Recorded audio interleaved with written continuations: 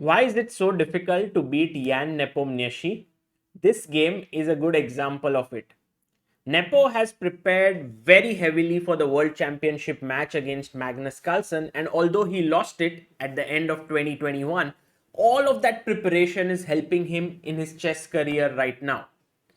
If you just look at this, his ELO rating has currently pumped up by 20 points at the candidates, and he's now up to world number 4.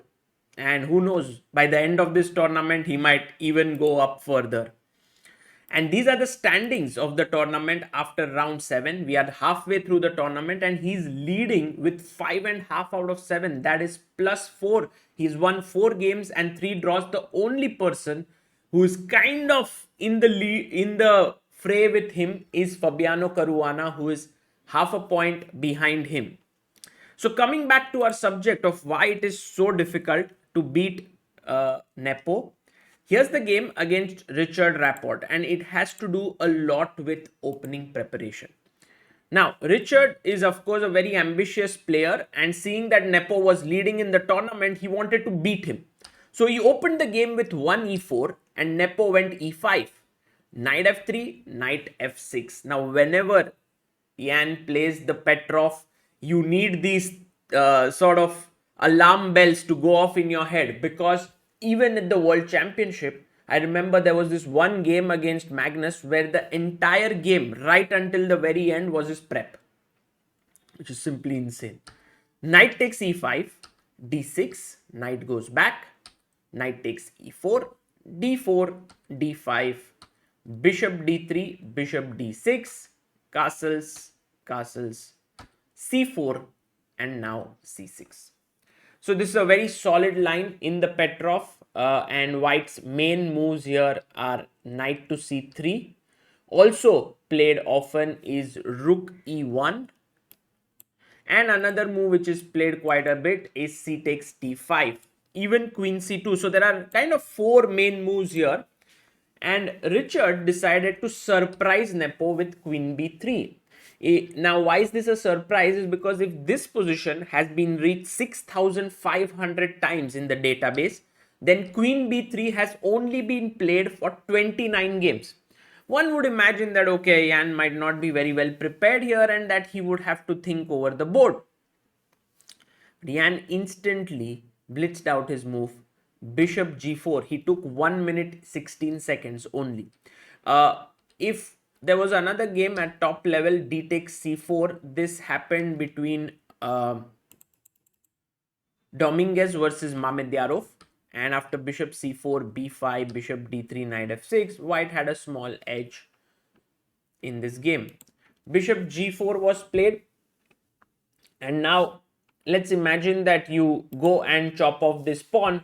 This is already a losing mistake, because after bishop f3, you can see that these 2 bishops are very powerfully positioned and the queen is coming to h4, which kind of ends the game instantly. Let's say takes, just a sample line, take here, check, queen g4, and it's a mate, g3, queen h3.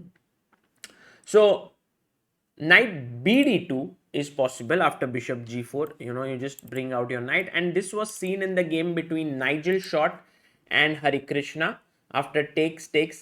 But even here, I think black is doing pretty fine. Hari had lost that game against Short, but I don't think it was because of the opening. In the game after bishop g4, Rapport, who was very well prepared, took bishop takes e4 in 21 seconds. Pawn takes, knight g5 was played in 5 seconds. Bishop went back to e7, 2 minutes 14 seconds. When you take around 2 minutes, you realize that he's not out of his prep. He's just recollecting his lines. Now, there are few options. Firstly, in the game, Rapport took knight takes e4 in 32 seconds. But if queen takes b7, then bishop takes g5, queen 8. And what is happening in these lines is that the queen gets sidelined a bit in taking the rook. And although black is an exchange down, he's able to create a lot of play.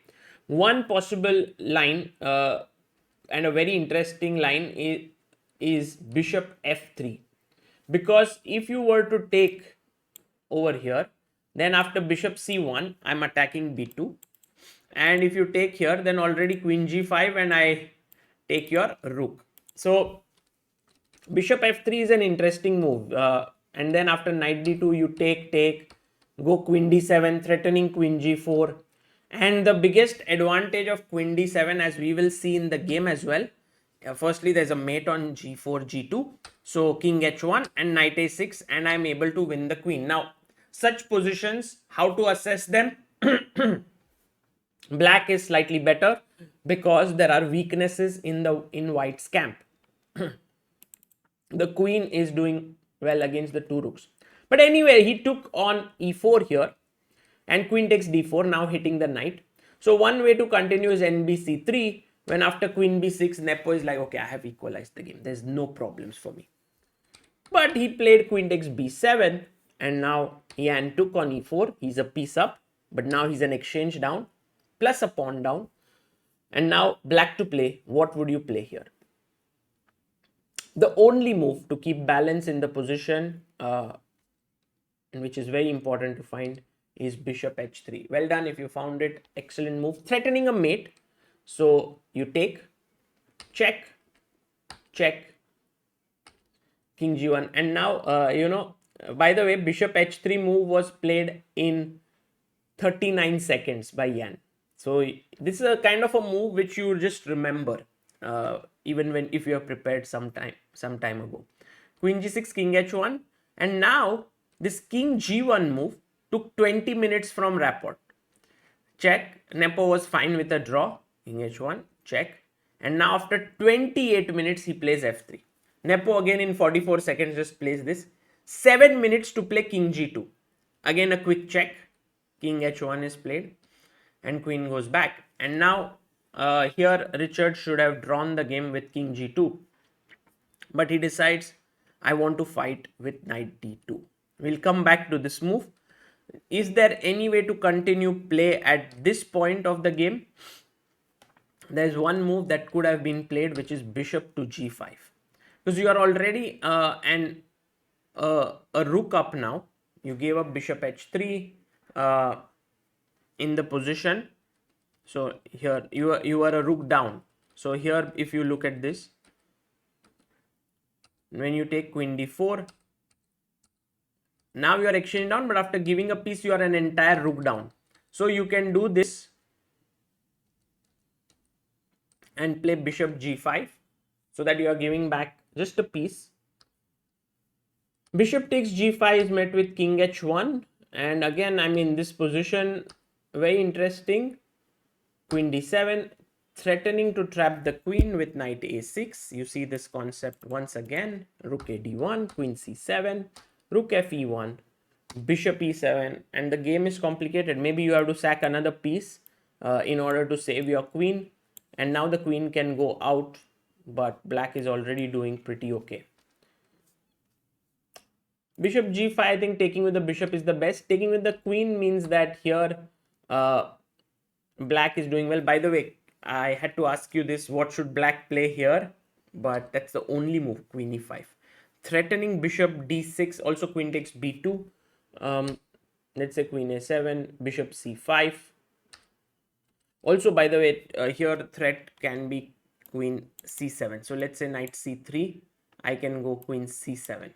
Not bishop d6, but queen c7, trapping the queen. So queen e5, queen a7, bishop c5, and here somehow black is doing pretty well.